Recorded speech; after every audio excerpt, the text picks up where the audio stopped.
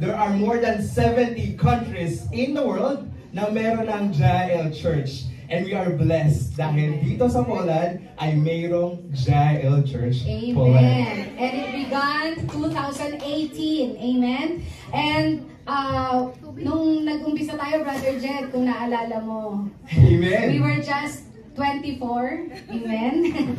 And now, look at us. We are hundreds and now we are global. Amen.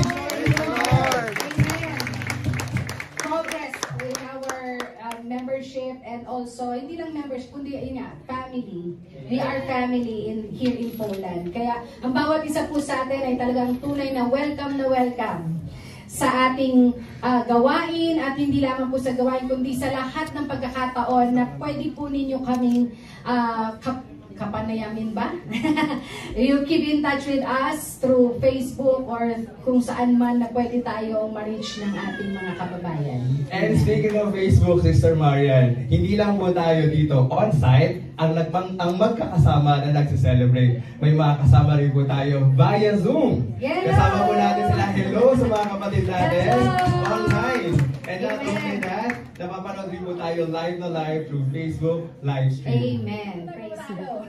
Lahat tayo, saan man tayong panig ng Poland, we are going to declare radical revival.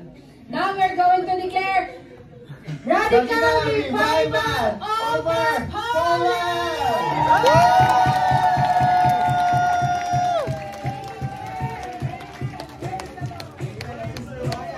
Nabanggit natin kanina, we belong in this family. Amen? And this anniversary celebration is more like a reunion. Amen. Na kung saan makikita mo ang iyong mga ate, ang iyong mga kuya, ang iyong mga kapatid sa Panginoon. And the next part of our program, we will have a fellowship song na kung saan ating i-appreciate na kasama natin dito sa celebration na ito ang ating mga naggagandahan, ang nagwawampuhang mga kuya and ate natin. Amen? Hallelujah! Amen! Malabawan natin ang ating Panginoon! Ito na yung pagkakataon na tayo po lahat ay tatayo at pupunta sa iba't ibang mga kapatid na connections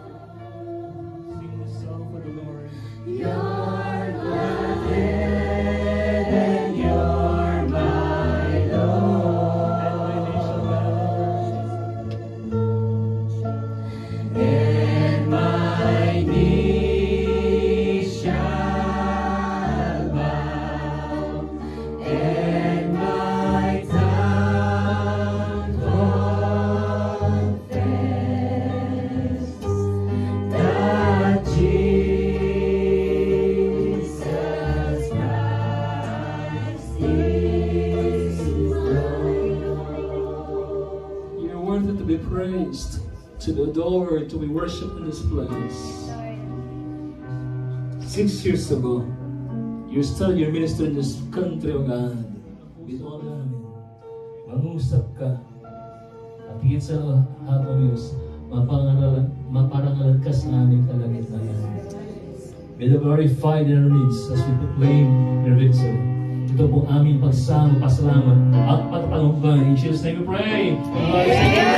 Radical revival, seeking the heart of God. There, where the eyes of the Lord move to and fro throughout the earth, that He may strongly support those whose heart is 1, 2, 3 completely His. Can you say it again, please? Completely His. Rings throughout the earth, para siyang mayroong ano tawag doon? Drone. Alam niyo yung drone? Yung sistema ng drone.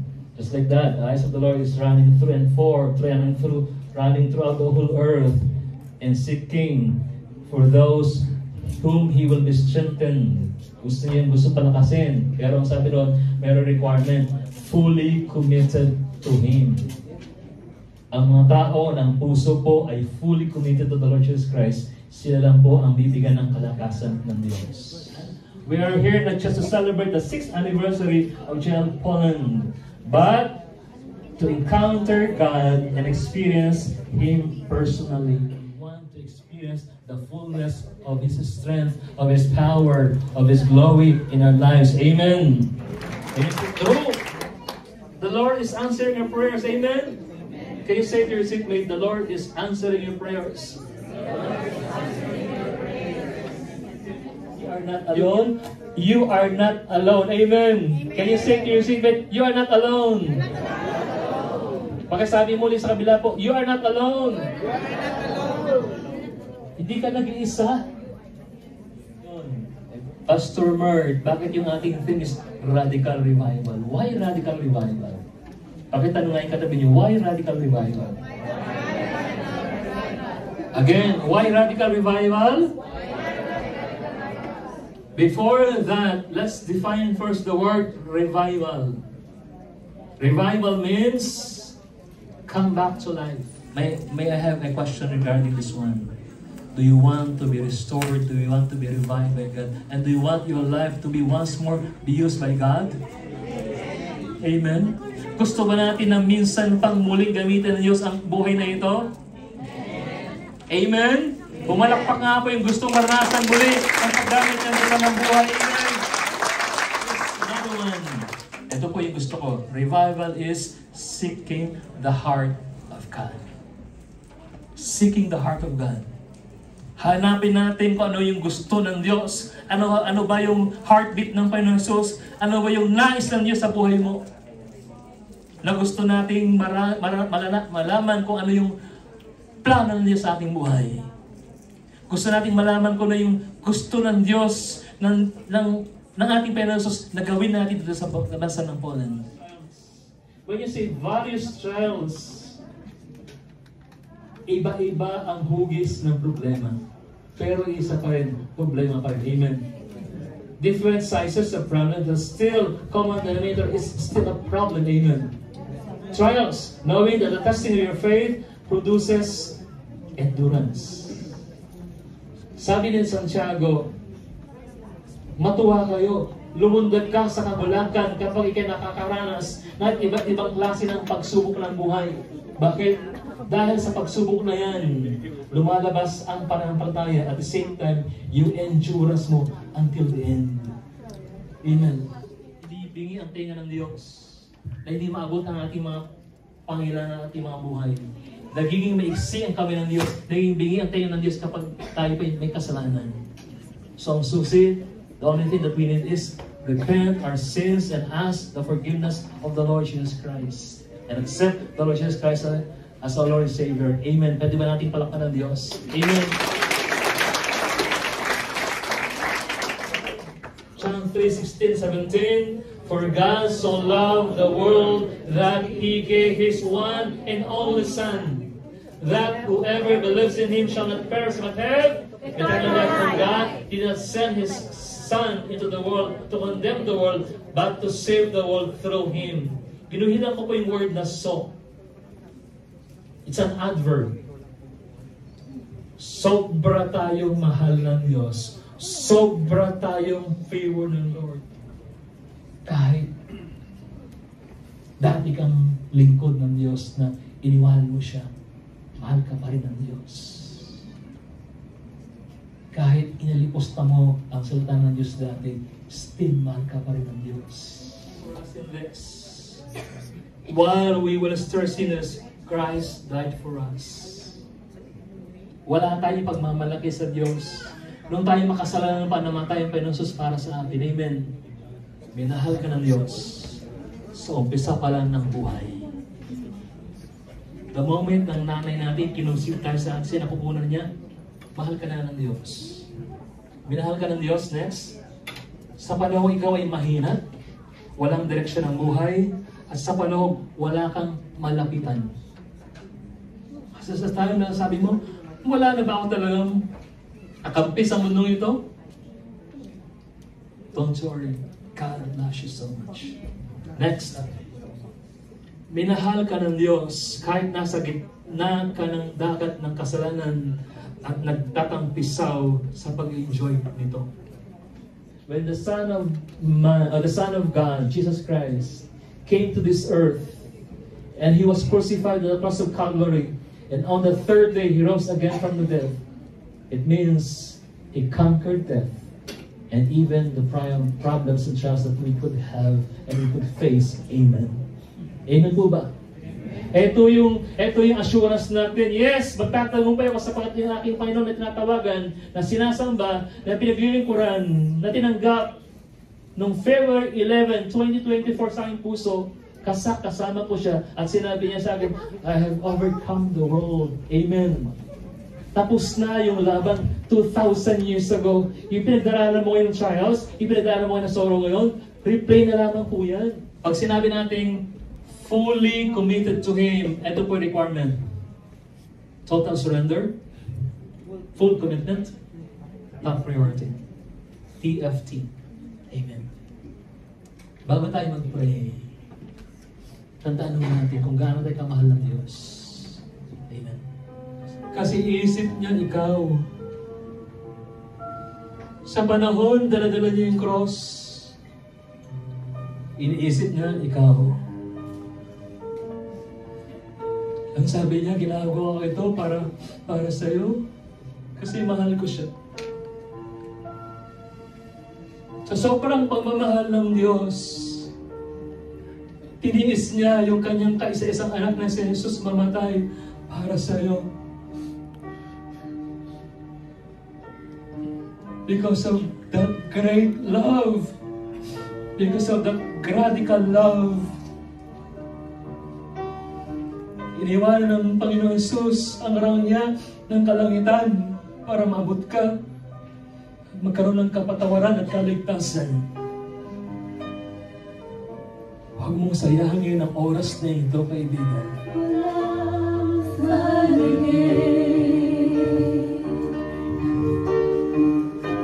For only love could make a way. Many times have I broken your heart, but still you forgive. If only I ask, Savior,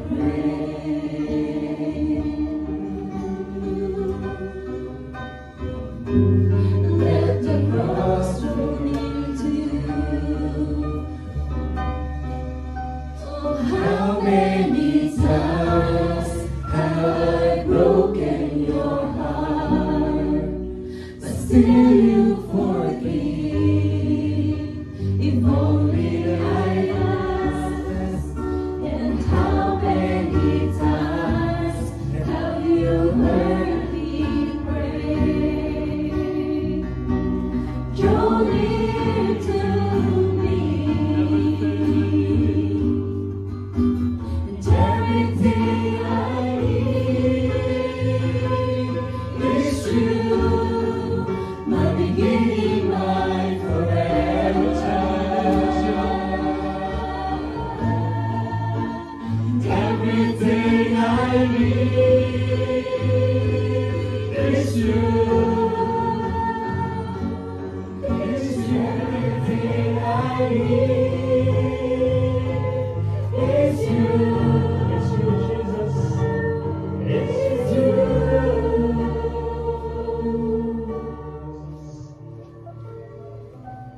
Absolute surrender to the Lord Jesus Christ. Lift your hands.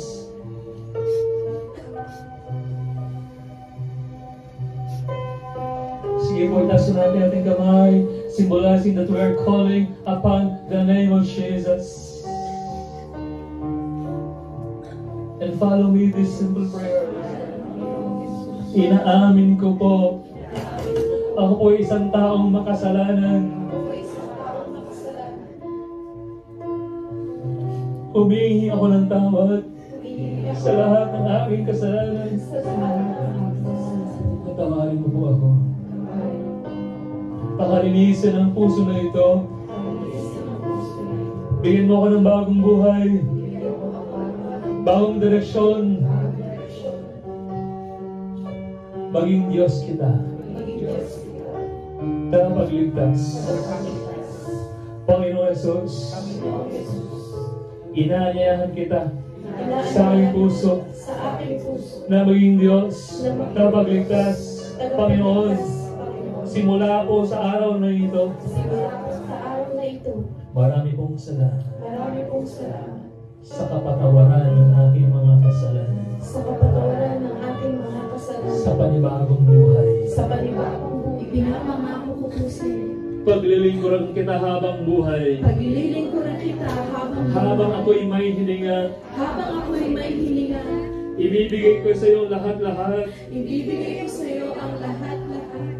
Itong aking pong panalangin. Ito po ang aking panalangin. Sa pangalan ng Panginoong Jesus. Sa pangalan ng Panginoong Jesus.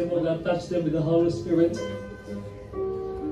Oh, Jesus, come on. Hallelujah. Come on, Holy Spirit. touch this people, oh God, right now. Magkaroon ng tuloy na pagbabago ng kanilang buhay, ng kanilang direksyon ng kanilang buhay. Magbago pa ng kanilang pananaw sa buhay, sa opportunities dito sa bansa ng Poland. Sinabi mo sa iyong salita mang banal that you will supply all our needs. Even Pinoy, patuloy mo ingatan din ang kanilang pamilya. Our families in the Philippines, in Poland, or wherever they are, right now, in Jesus' name, abang banal, patuloy mong gamutin, pagalingin Pinoon ang mga mahal namin sa buhay, nasan man silang panig na mundo, sa pinawasak namin ang sikaramdaman na yun, sa pangalan na Jesus, we rebuke any form of illness or illness in our families, right now, in Jesus' name, ano bang sikaramdaman sa aming pamilya, ipinawasak namin, at patuloy namin Pinoon, the healing, claim now the healing, claim now the healing, the Lord is healing, the Lord is moving, Mananawag sa Diyos, release their TRCs, release their TRCs, even their work permits, in the name of Jesus, yung opisina pa noon, na nag-asikaso, ng kanilang mga papeles, abang banal kapagin mo ka mga puso, yung mga people ng kapilan, mga kapatid, wherever they are. Lord, you know this hands, Father, you know those people, O God, na nagkasama mga kamay, I pray for those hands, O God, ikaw pong kumilos, pagpalain mo ka ng mga pamilya as they represent their family. Lord, I pray, visit their families in the name of Jesus.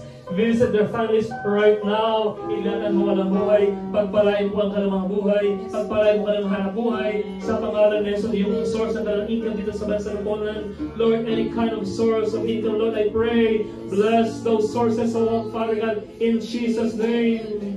Ikaw po ang magbukas pa ng mga opportunities sa buhay sa bansa na ito. Pagkakas pa ng personal, O Diyos, na malalim na personal relasyon sa iyo sa panahon ito, Panginoon.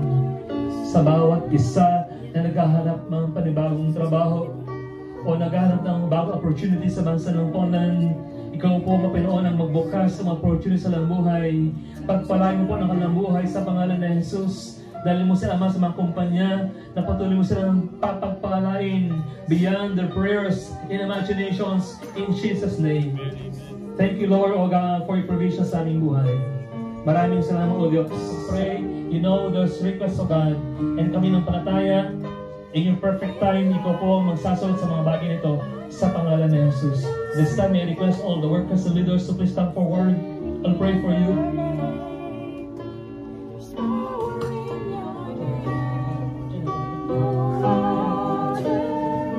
All workers, please come forward. Once more. Let my heart be the temple of your spirit. Let my spirit feel the warmth of your embrace.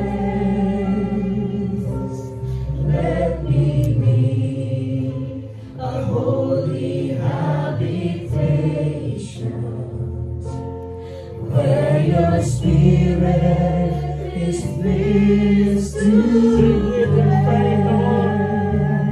Oh Lord, I long to know your glory. I want to offer the sacrifice of praise.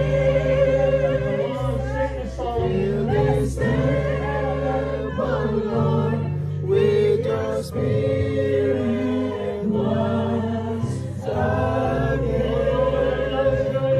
Oh Lord, I long to know your glory.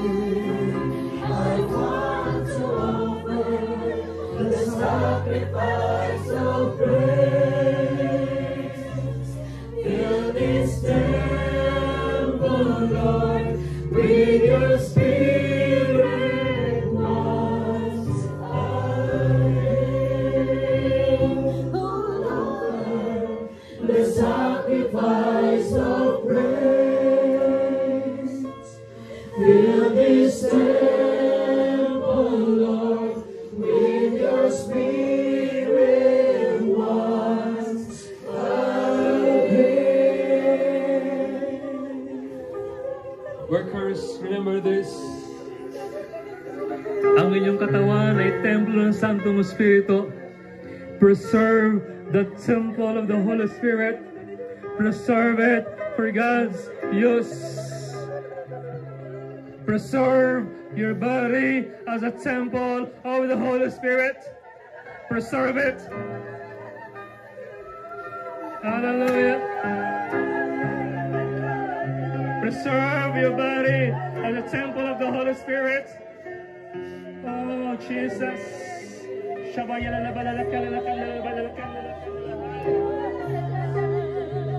Oh, God, anoint him, Lord. Anoint him, anoint him, anoint him. Let your anointing flow. Let your anointing flow in Jesus' name. In Jesus' name.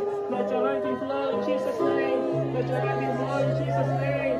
Let your anointing flow. Let your anointing flow. Let your anointing flow. Let your anointing flow. Let your anointing flow in Jesus' name. Let your anointing flow in Jesus' name. Let your anointing flow. Let your anointing flow in Jesus' name.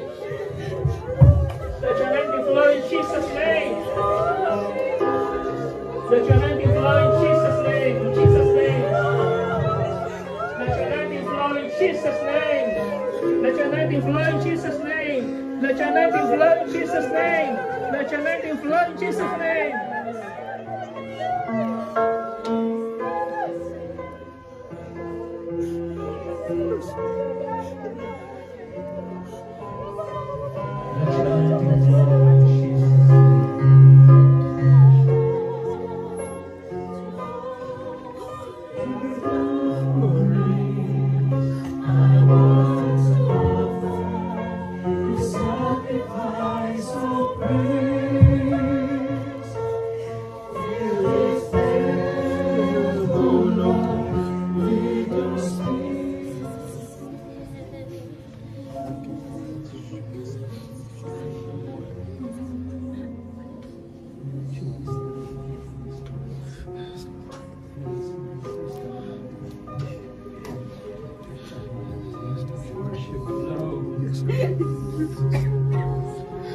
Flow.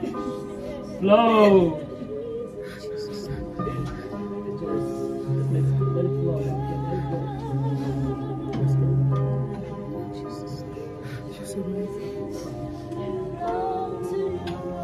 For this heart of Louis, God, I pray.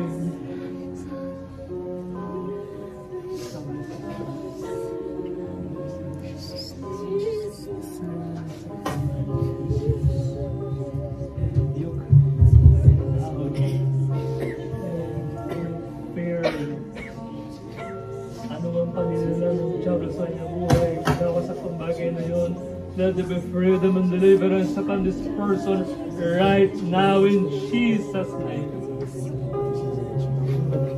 Sa pangalan ni Jesus, fill this mind.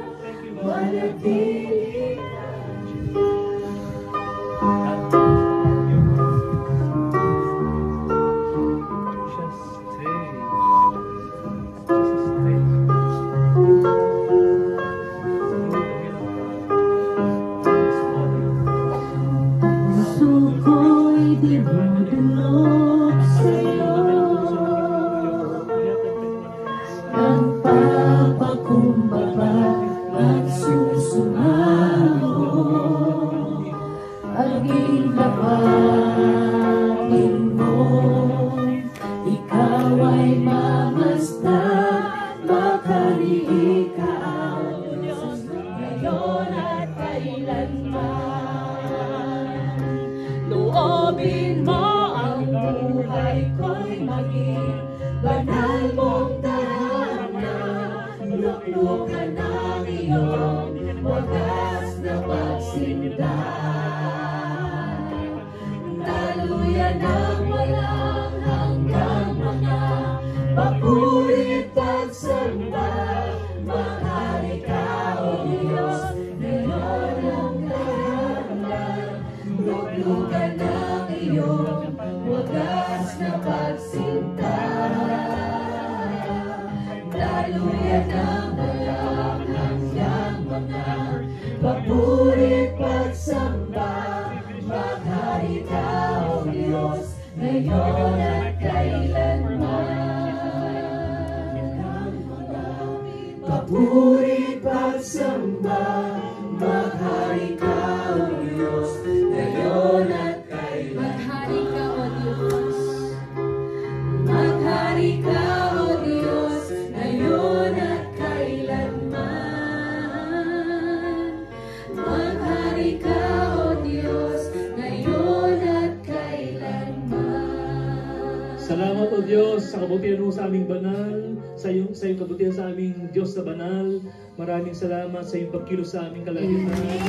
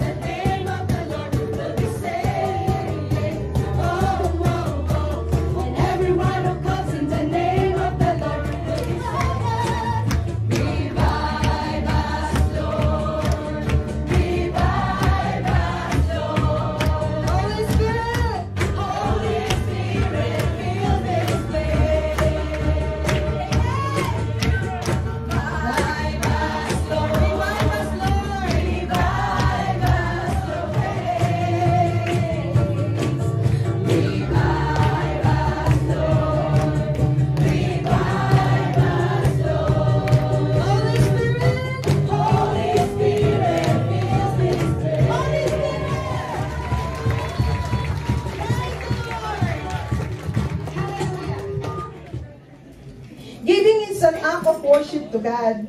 We recognize that all that we have, amen po, ay comes from Him. So giving, God is a giving God. God is abundant God. Amen po ba?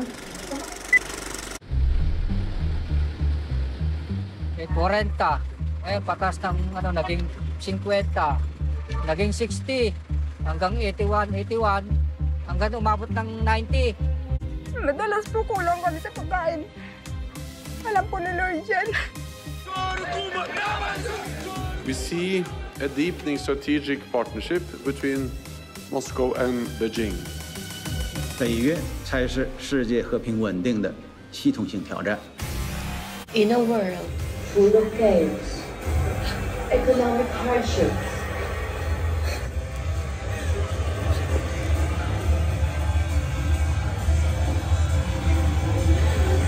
longing for home,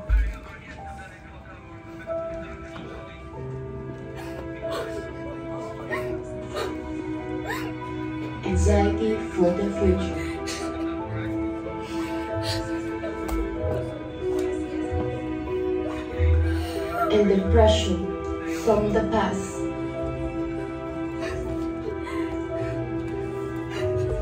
Pain is everywhere. We may be helpless and hopeless, but there is one true God who is calling us to trust in His steadfast love. The God who tore the heavens open and came down to revive us once again.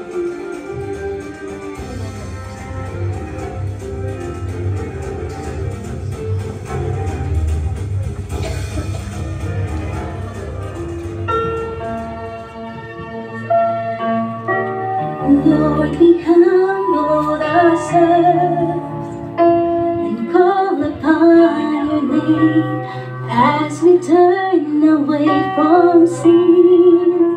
We seek your face again, that you would come and revive us, that you will heal our land. Lord, we humble ourselves and call upon your name as you turn away from sin. We seek your face again, that you would come and revive us, that you will heal our land. That you will rend the heavens and come down, that you will rend the heavens and come down. Lord, rend the heavens and come down.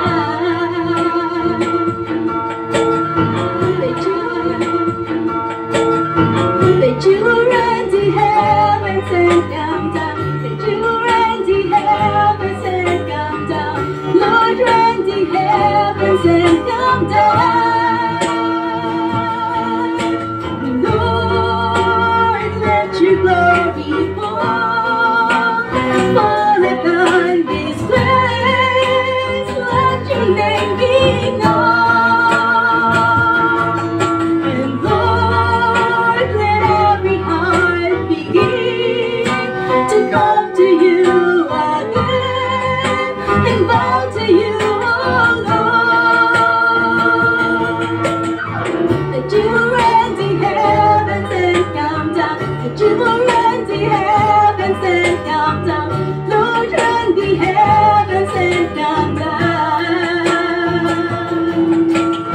That you will rend the heavens and come down, that you will rend the heavens and come down. Lord, rend the heavens and come down. Lord, we humble ourselves and call upon your name.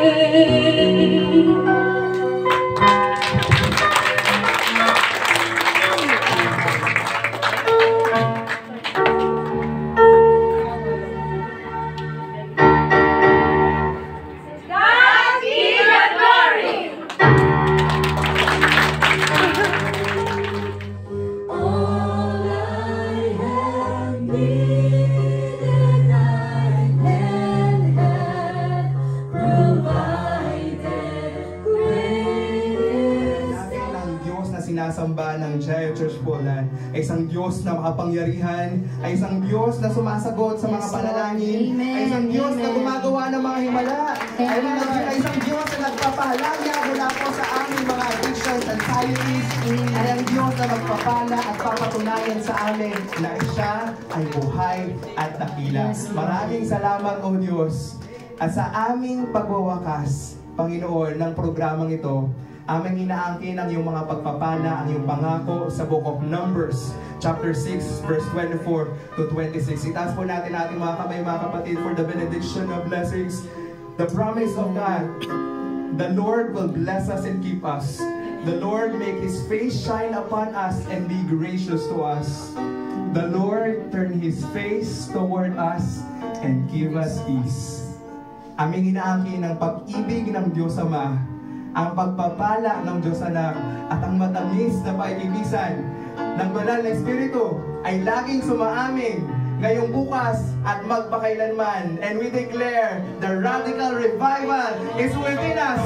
This is our prayer. To you all, Lord of the glory, praise and adoration.